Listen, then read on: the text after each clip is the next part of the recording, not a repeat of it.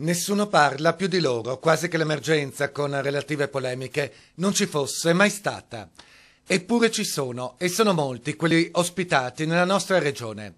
Si tratta dei profughi giunti dal Nord Africa, che fino ad ora non hanno creato alcun problema di ordine pubblico e che, tra qualche giorno, dopo la partecipazione a corsi di formazione in meccanica ed idraulica, saranno impiegati in lavori socialmente utili. Il piano sta funzionando, abbiamo circa 1400 migranti che abbiamo accolto nelle varie province del Veneto tramite la rete delle prefetture e con la collaborazione certamente delle amministrazioni locali. Un indiscusso successo soprattutto per il prefetto di Venezia Luciano Lamorgese e la presidente della provincia Francesca Zaccariotto. Se si pensa che sono ben 1400 i profughi già ospitati in Veneto, anche nelle province leghiste che si erano dette fermamente contrarie.